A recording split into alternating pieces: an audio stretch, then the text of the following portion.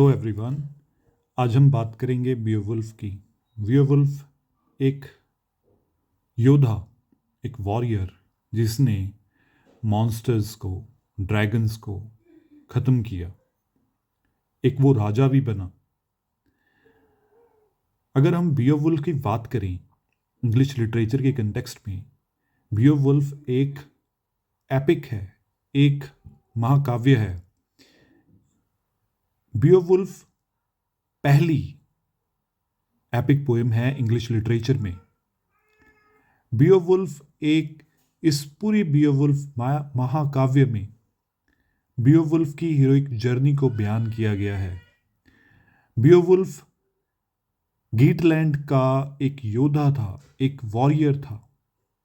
कहानी शुरू होती है तब जब डेनमार्क का राजा, जिसका नाम हरोथगार था, उसकी किंगडम को टेरराइज किया हुआ था एक मॉन्स्टर ने जिसका नाम था ग्रैंडल। आप तस्वीर में देख पा रहे हो, ग्रैंडल ये एक राक्षस है। इसने हरोथगार राजा के पैलेस के ऊपर अटैक कर दिया था।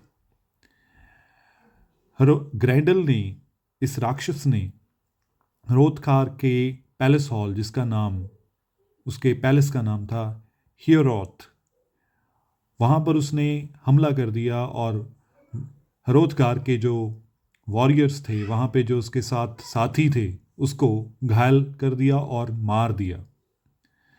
ये बात सुन के बियोवुल्फ से रहा नहीं गया।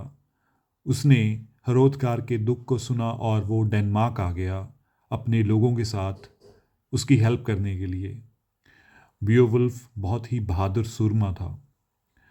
बियोवुल्फ ने ग्रैंडल का सामना किया, उसकी बैटल की, जैसे आपकी तस्वीर में देख पा रहे हो, और उसको हरा दिया और उसकी इवन एक बाजू भी काट दी। और ग्रैंडल राक्षस वहाँ से भाग गया और वो वापस अपनी जगह चला गया जहाँ से वो आया था, अपनी डेन में चला गया, अपनी गुफा में चला गया, और वहाँ पर जाके वो राक्षस ग्रैंडल मर गया।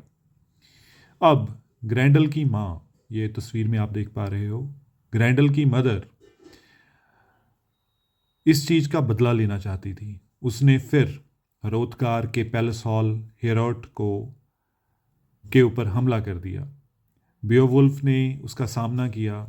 इवन वो तो अंडर वाटर जो डेन थी ग्रैंडल की मदर की, वहाँ तक वो गया, उसका सामना किया और उसको हरा दिया अपनी मैजिकल सॉर्ड के साथ, अपनी तलवार के साथ, जो कि एक जादुई थी। ये सभी कारनामों के बाद किंग हरोथगार ने, डेनिस किंग ने बियोवुल्फ को उसकी बहादुरी के लिए उसको रिवॉर्ड किया।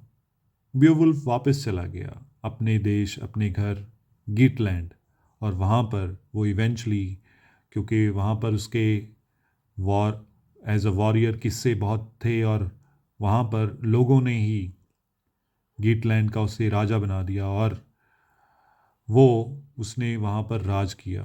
बियोवुल्फ ने लगभग 50 साल वहाँ पर राज किया। जैसे कि आप देख पा रहे हो, अगले 50 सालों में वो एक बुजुर्ग हो चुका है, तस्वीर में आप देख पा रहे हो।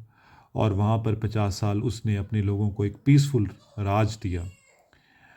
पर उस टाइम में एक ड्रैगन एक ऐसा राक्षस जो मुंह से आग निकालता है, आपने मूवीज़ में भी देखा होगा।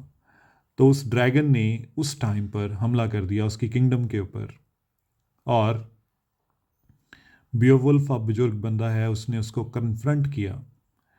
ड्रैगन की फायर और फ्यूरी के बावजूद बियोवुल्फ ने उसको स्ले कर दिया, उसको काट दिया और उसको ऐसा मोर्टली वुंडेड किया कि वो उस प्रोसेस में उस ड्रैगन की मौत हुई।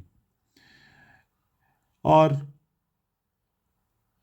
उस जंग में उसको बड़ी चोटें आई, इंजरीज हुई, और इस टाइम में बियोवुल्फ खुद भी अपनी किंगडम को बचाते हुए मर गया और अपना सारा जो किंगडम थी अपने लॉयल रिश्तेदार विगलैफ, जो कि तस्वीर में आप देख पा रहे हो, उसको देकर मर गया।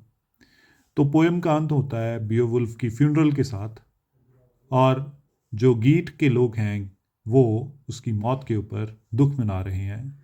और डर रहे हैं कि आने वाला उनका फ्यूचर कैसा होगा। तो इस ढंग से हम कह सकते हैं कि ये जो कविता थी ये heroism, loyalty, fate, passage of time, inevitable nature of death, इन चीज़ों थीम्स के ऊपर ये बेस्ड है और ये बियोवुल्फ की लेगेसी को बयान करती है। तो ये थी एपिक पोएम, पहली epic poem Beowulf. Thank you so much सुनने के लिए, और इसको शेयर करें ताकि सभी लोगों को इंग्लिश लिटरेचर की फर्स्ट एपिक के बारे में पता लगे। Thank you so much.